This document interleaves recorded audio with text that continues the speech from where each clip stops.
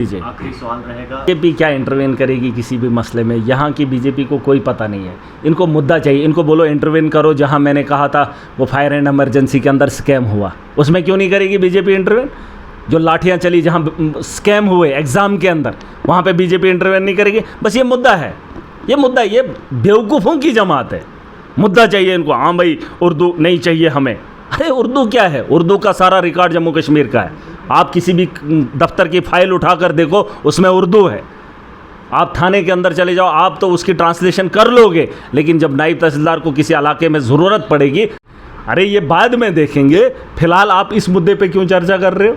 आप इस मुद्दे पे भी चर्चा करो ना कि आपने क्या किया है। इसके अलावा जो एग्ज़ाम के अंदर स्कैम हुआ है उस पर भाजपा इंटरवेन कर रही है।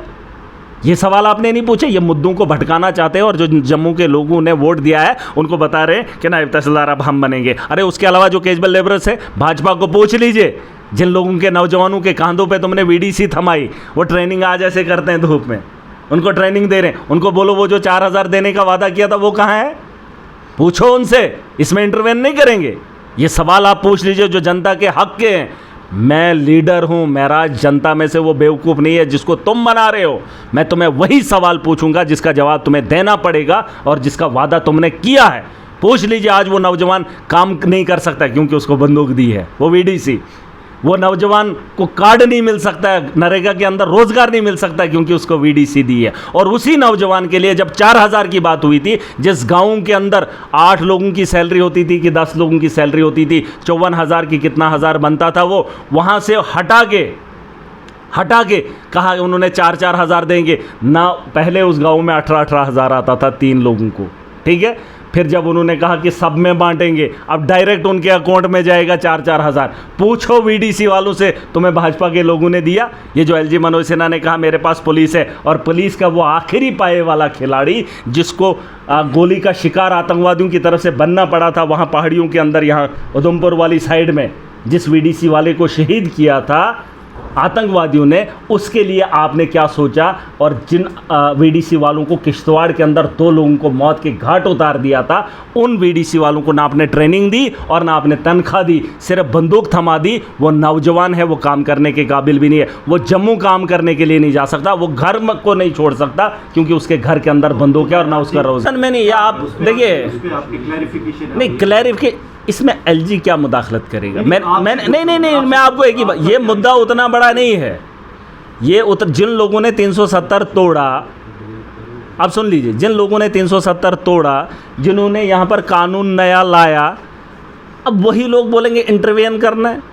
अरे कर दो ना, बात ख़त्म करो। आप क्यों ये बोल रहे हो?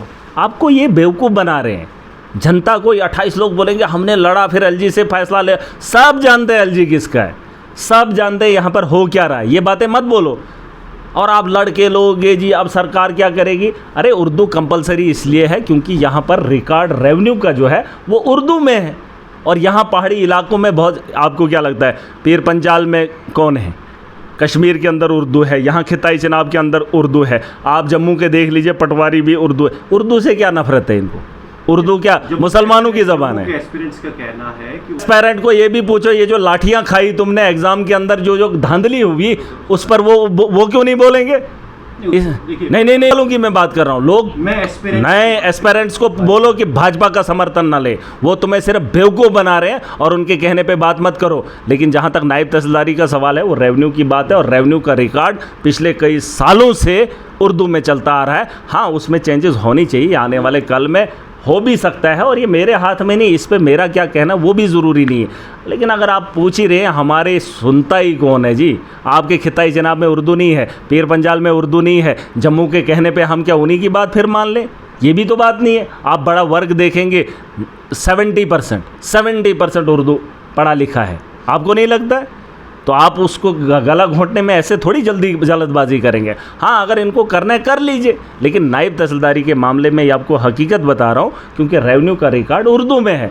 तो अगर उर्दू नहीं है तो फिर रेवेन्यू कैसे आप जानोगे? रेवेन्यू के ज़मीनों के बारे में सवाल है, आपने जो अरे इलेक्शन अपनी मर्ज़ी से जीता हूँ, लोगों ने मुझे जिताया है, सियासत के मैदान में खुद आया हूँ, तो फैसले क्या ऊपर से लाने हैं?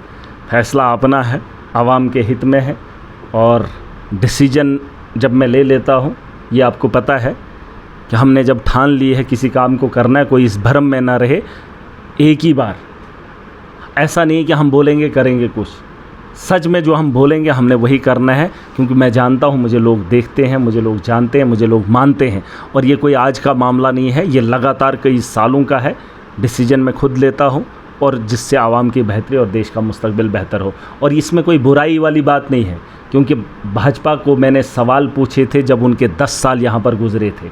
अब सरकार के 9 महीने बीत जाते हैं, अब सरकार को काम करना चाहिए था, लेकिन 9 महीने भी अगर वो यही डिंडोरा पीटेंगे कि हमसे क्या होगा, तो सवाल महराज उनसे करेगा। और इस भ्रम में मत रहना, इस भ्रम में मत रहना कि सवाल कैसे होंगे। सवाल वही होंगे जिस जनता ने तुम्हें वोट दिया है और जिस वादे को तुमने पूरा नहीं किया। और जो सवाल जनता नहीं पूछ सकती है वो थर्ड फ्रंट महराज लेकर आया है। मेरे साथ अगर एमएलए नहीं होंगे, मेरे साथ अगर सरकार नहीं होगी, पक्ष और विपक्ष नहीं होगा, लेकिन जनता का एक बहुत बड़ा गिरोह होगा जिसका जवाब तुम्हें देना होगा। महराज को हल्के में मत लेना। महराज की वजह से कांग्रेस मजबूत हुई है। कुछ लोग कह रहे थे इससे क्या फ़र्क पड़ता है, कांग्रेस मजबूत हुई है, पता कर लेना।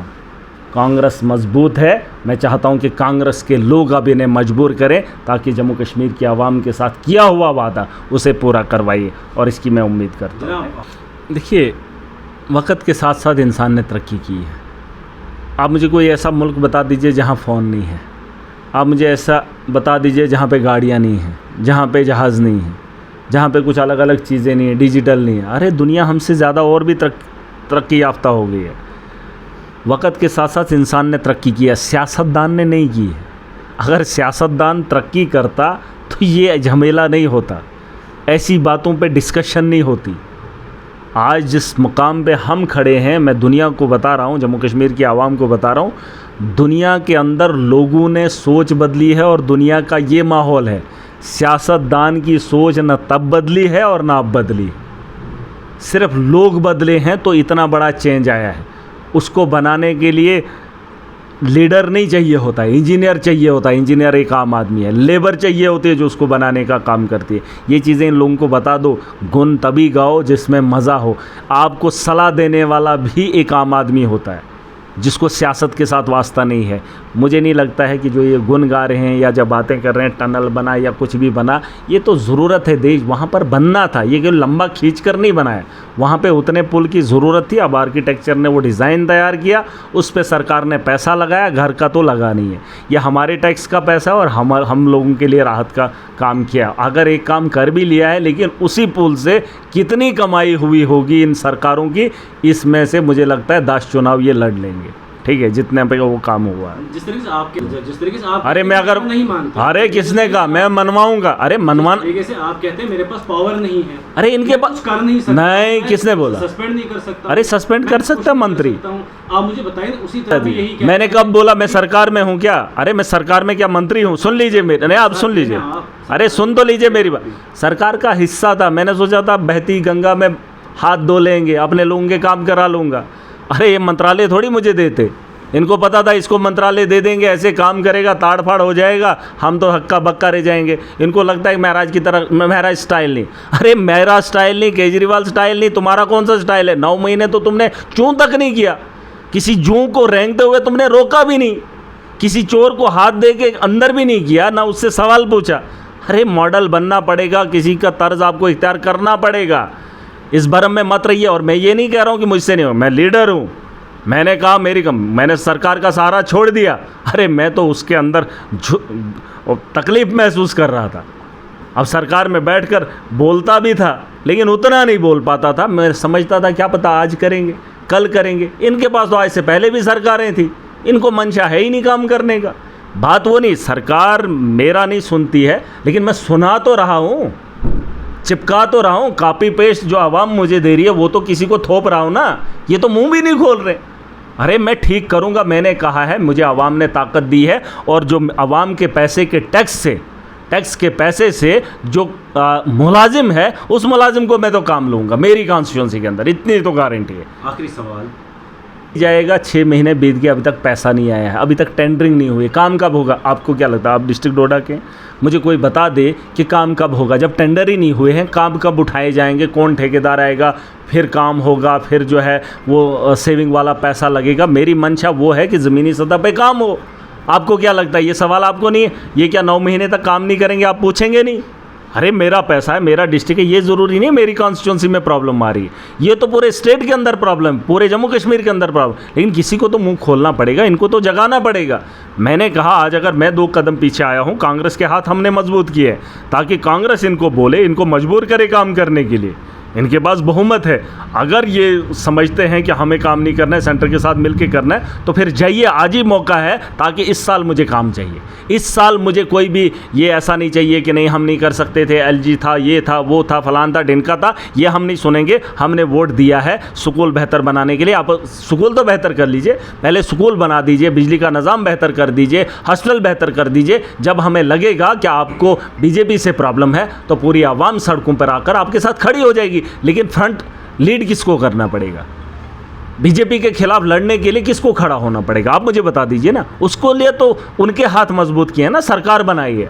तो वो जब निकलेंगे नहीं बीजेपी के खिलाफ तो एक आम आदमी क्या करेगा? आम आदमी का गुस्सा इन्हीं से है क्योंकि ये सरकार में है। या तो सरकार छोड़ दे या तो भाजपा के साथ मिलकर सरकार चलाएं, 2 ही चीज़ें। और जो कांग्रेस बैठी हुई है उस कांग्रेस को भी मैं बताना चाहता हूँ, अब आपके पास ताकत है।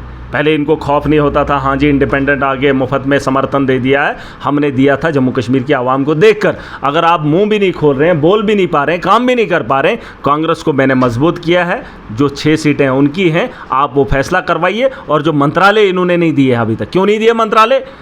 जब सकीना इतु मंत्री बन सकती है, दूसरे मंत्री बन सकते हैं, तो पूरे क्यों नहीं बन सकते? बाकियों को भी बना दो।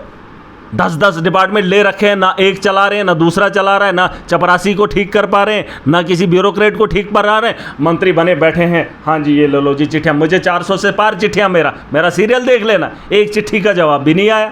अरे ऐसी सरकार को क्या करूँ? ऐसे मंत्रालय को क्या करूँ? जिस मंत्री को अपना भी नहीं पता उसको क्या करूँ? अरे हम चिट्ठी कुछ लिखे, हो कुछ और रहा है। अरे तुमसे नहीं हो रहा, मैं नहीं लिखूँगा। मेरे हालाके में जो भी आएगा मैं उससे काम करवाऊँगा। ये पूरी ताकत के साथ, ये मेरा अपना स्टाइल है। ये बोल रहे महराज स्टाइल नहीं, महराज बनना पड़ेगा।